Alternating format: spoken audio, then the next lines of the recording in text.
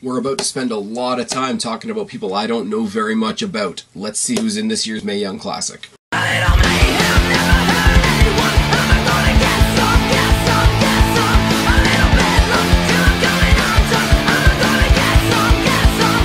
going on, everybody? It's your buddy, it's your pal Spaz Phoenix, the YWC Reality Check, and we are here today to talk about the Mae Young Classic Parade of Champions, which is a name I hate because they're all people that are in the Classic.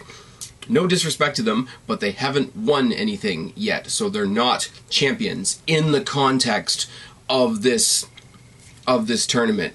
But they threw this up on YouTube a couple days ago. I didn't realize it until, I think, yesterday. And I said I'd come up here and I said I'd talk about it, but what I thought I would do instead, because it's only about a 10-minute clip, as we go through the names, I have a very random collection of information on each one of these people. As I say, most of them I'm not familiar with. Some of them I am. But I'm just going to read them out as they came on this, like I say, on this parade of champions. And I'm going to tell you the little things that I've heard about each one. This was obviously filmed in Full Sail. Huge, loud Mae Young Classic chants, which is cool. Michael Cole, Renee Young, and Beth Phoenix on commentary. Michael Cole starts off by announcing that Beth Phoenix and Renee Young are about to make history. And then they didn't really say what that meant throughout the rest of this video. What I've taken it to mean is the fact that they are going to be the first two-woman female commentary booth in a WWE production, because they are going to be commentating for the Mae Young Classic. Now, I don't know whether they're going to be doing that with Michael Cole or not. Somebody can correct me down in the box below, but I do know, kind of separate to this, starting this Monday, Renee Young is going to be on commentary on Monday Night Raw, because Byron Saxton is going to be out on assignment. I don't know what that means exactly, but Renee Young, hometown girl of mine, from just a couple cities over in Toronto. Very, very cool.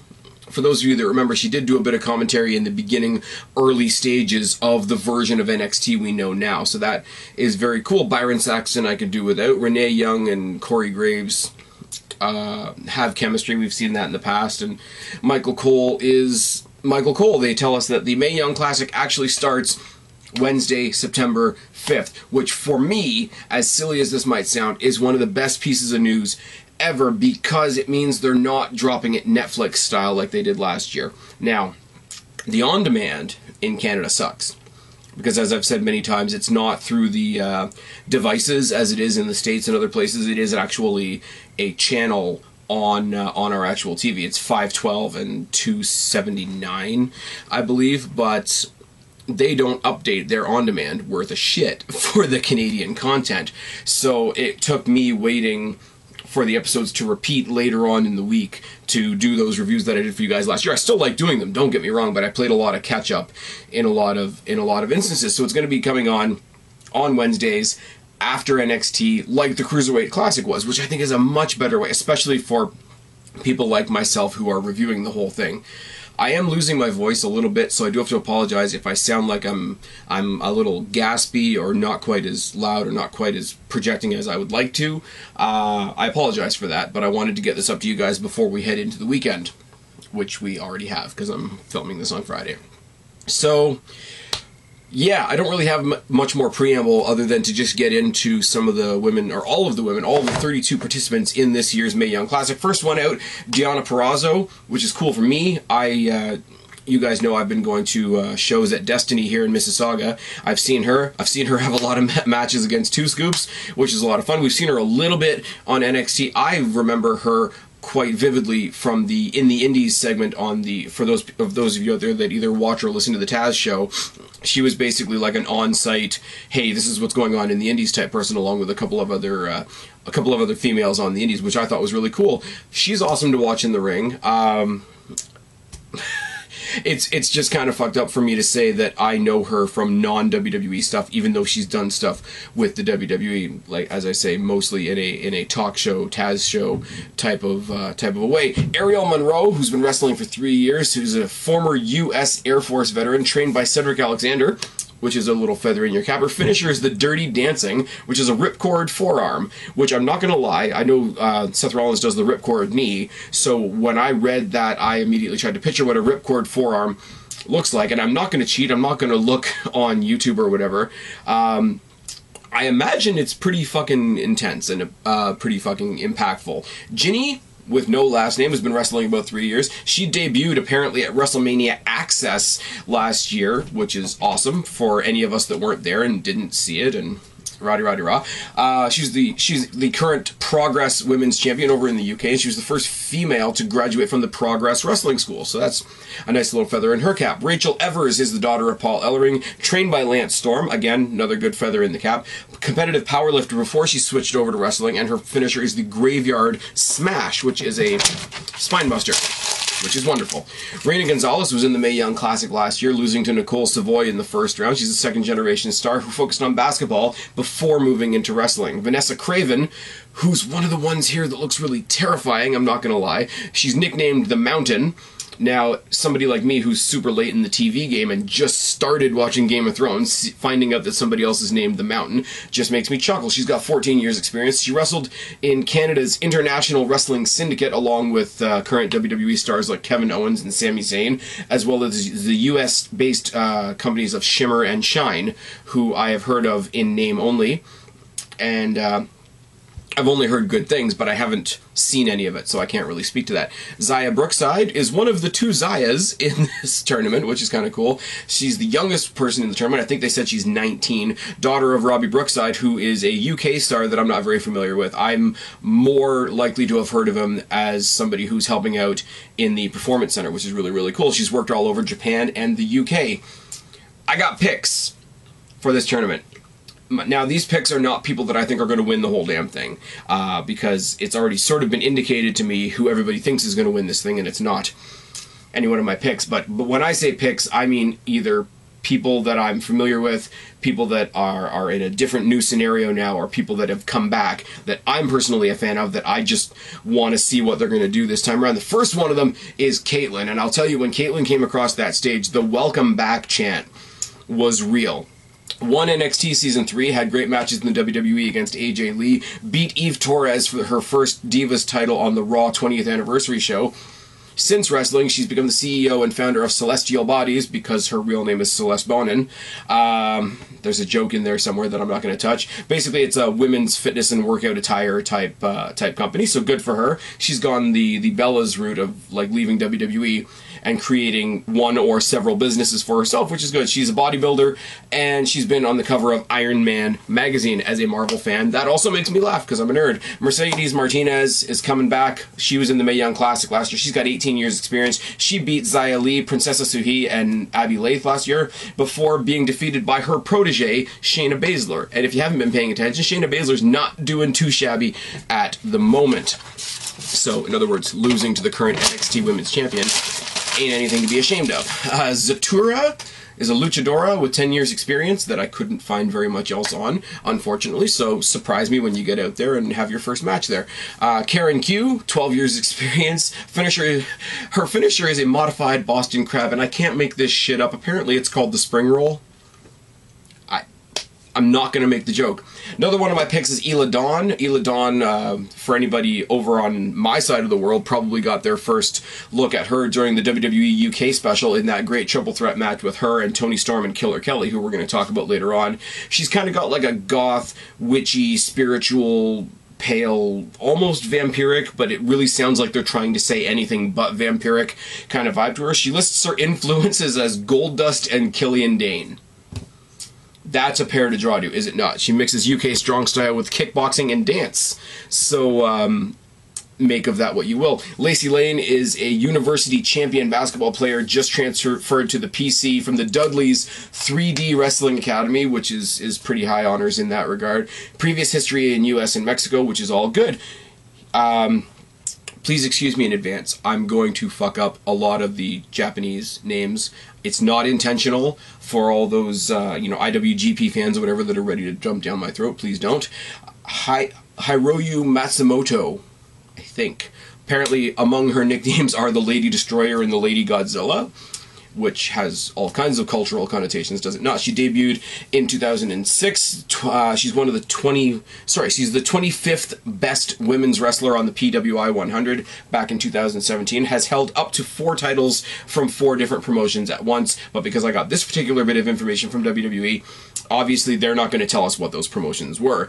Jessie Elaban looks hyper as hell, which I kind of appreciate. Kind of got like a Dakota Kai type of vibe to her, which was really cool. Signed to the PC last May, standout in soccer, basketball, track, and dance. So a versatile athlete. Another one of my picks. And I dare you guys to go back to any... What the fuck was that? Sorry, it's Friday night. I dare you guys to go back to any of my coverage of the last Mae Young Classic and tell me who I was a big fan of last year, and that is Toni Storm. The Mae Young Classic last year, she beat Aisha Raymond, Lacey Evans, and Piper Niven. Toni Storm versus Piper Niven last year in the Mae Young Classic was one of the matches of the tournament. If you haven't seen it, go back and watch it. She finally lost to Kairi Sane, which doesn't really say anything too bad about her, because Kairi Sane's the one that went on to win the whole thing. She had a great NXT Women's Championship shot against Shayna Baszler when they were over at Royal Albert Hall in the UK, and she's currently on the NXT UK brand, which hasn't started yet. But I pretty much guarantee you she's going to be the champion over there when that starts. Io Shirai,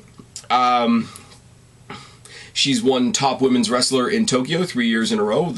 I think they said the past 3 years in a row. I'm not quite sure. This is the person, and I don't know very much else about her, and I didn't dig too hard, because this is the one, much like Kairi Sane last year, who everybody says is going to win. And I really, nothing against her, I don't know anything about her. I really hope that it's not one of those tournaments that, like, you know, match 1 starts and we already know who's winning the whole thing, because that would be kind of shit. I know it's all being taped in advance. I'm not going to look at the spoilers. If you send me spoilers, you're going to get blocked. That's as simple as that goes. Nicole Matthews, 12 years of experience wrestling in Canada, US, England, Japan, and Australia, has worked with Becky Lynch and Asuka in the past, which is cool. Tenera Conte is somebody who I'm a fan of in NXT currently. They don't use her very often. She was in the Mae Young Classic last year, lost in round 1 to Lacey Evans. You all know what I think of Lacey Evans. She can go fuck off, and the women's right can fuck off as well. She defeated Vanessa Bourne on NXT to qualify. Now, they only did 1 qualifying match on NXT last year, and it was somebody beating Vanessa Bourne. So Vanessa Bourne could also potentially fuck off. Oh, yes.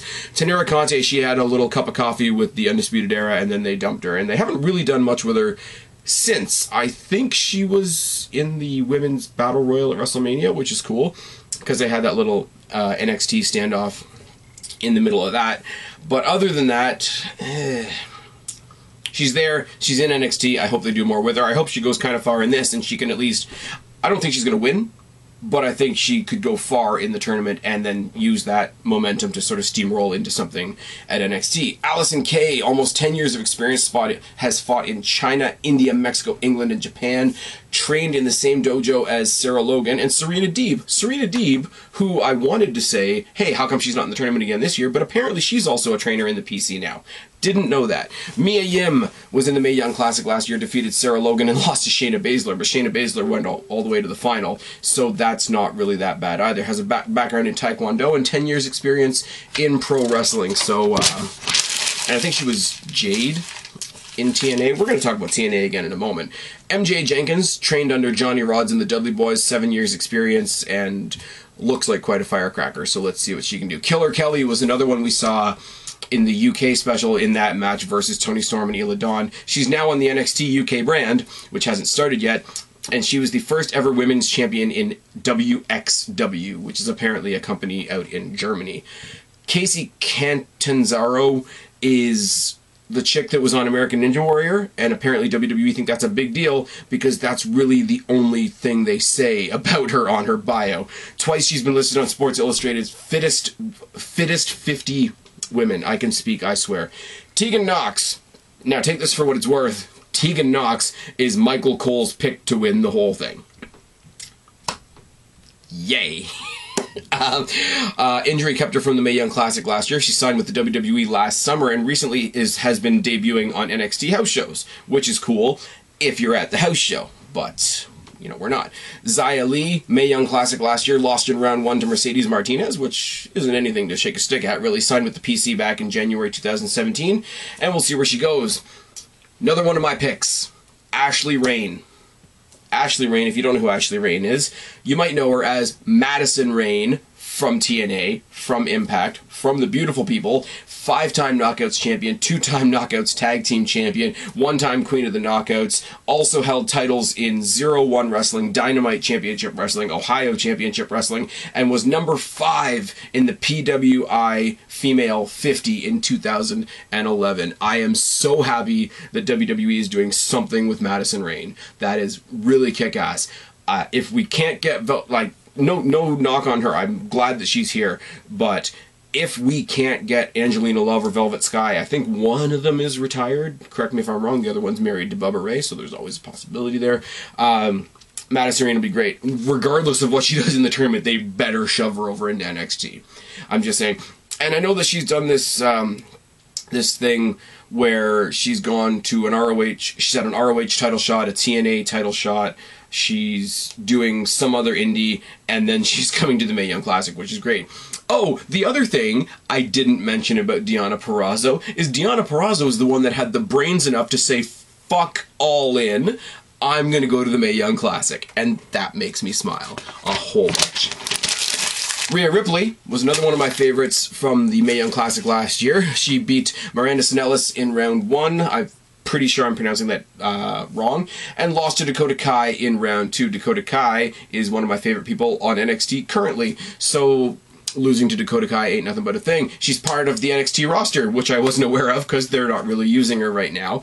Wish they would. That's cool. But if she's already on the NXT roster, I don't necessarily need her to win this tournament. I just need them to book her properly in NXT. I'm not going to pronounce this well at all. It looks like Zeus, like the god Zeus, but it's Zeuxis. Z-E-U-X-I-S. If somebody can politely, without calling me an idiot, tell me how to pronounce that down in the box below, that would be much appreciated. She's a luchadora, because there's 2 luchadors in the tournament this year, which is cool, with over 800 matches under her belt, and her finishing is the top rope Spanish fly, or if you're a Frankie Kazarian fan, the flux capacitor. Kavita Devi, who was in the Mae Young Classic last year, didn't really impress me that much, I'm not going to lie, but she's the first ever WWE female talent to be signed from India, trained by the great Khali, which makes me laugh now just as much as it did last year. She was in the Mae Young Classic, lost to Dakota Kai in the first round, but she did get to be a part of that NXT moment in the Battle Royal at WrestleMania, so good for her, I suppose. Priscilla Kelly. I can't find anything on Priscilla Kelly, so I'm going to say that she looks insane, and that might be enough. You guys know me. I am the CM Punk of the YWC. I do dig crazy chicks. Give me AJ Lee, give me Ruby Riott, give me Nikki Cross, the whole goddamn gambit. Mickie James back in the day when she was being crazy. So that's that. Miyoko Satomura is apparently like the legend of this tournament, and again, my lack of knowledge of Japanese wrestling is going to bite me in the ass. Apparently, she's got 23 years of experience under her belt, began when she was 14, competed in WCW for a little bit, and founded the Sendai Young Girls Wrestling Company in Japan. So she's got her own wrestling company under her belt, in addition to those 23 years. In the ring, if I've forgotten somebody, or if I've lost a page, or something, I don't really know what to tell you, other than there's a lot of people in here I really want. Like, I want to see Ashley Rain go far. I'm going to have to get used to calling her Ashley instead of Madison. Killer Kelly, I'm really surprised they didn't make her change her name. They made Madison Rain change her name from Madison. I guess to distance her from TNA, because there's nothing in her bio on WWE.com about TNA or Impact Wrestling whatsoever, but they made her change her name. Killer Kelly didn't have to change her name. But AJ Styles had to change the name of the Calf Crush Killer to the Calf Crusher. Yeah. WWE. They're all crazy. This is going to be fun. Toni Storm, Rhea Ripley, Madison Rain, the return of Caitlyn, I think, is fucking amazing. We got a couple different dates to keep our eyes on. Wednesday, August 29th, right after NXT, Mauro Ranallo is going to host the Bracketology. That'll be a lot of fun. Mauro Ranallo and Michael Cole are, I think, the only male, if I'm reading the description of the show as I'm making my notes for this, I believe they are the only two male on-screen talent being used in the entire tournament. I think the rest of it is all women. All the backstage reviewers or backstage interviewers are women. I think even down to the tech crew, a lot of them are female. I think they're probably going to use NXT's female referees. It's all good. If you want to make it an all-encompassing female thing, I don't mind that at all. They're going to do the bracketology with Mauro Ranallo. He's going to get super excited and say Mamma Mia a bunch. And then the following week, Wednesday, September 5th, episode 1 will begin. And then that will kick off round 1. Obviously, the finals are at Evolution, Sunday, October 28th. And this is going to be a fuckload of a lot of fun. I'm out of things to say, really. Sorry that the amount of information that I was able to collect on these ladies is so random, spotty, and out there. I don't know. That's all I got. I've been Spaz, your YWC reality check. Subscribe up there, talk down there, start a conversation. Keep all these conversations going. Don't be a stranger. I'll talk to each and every last one of you later, but for right now, I am tagging out.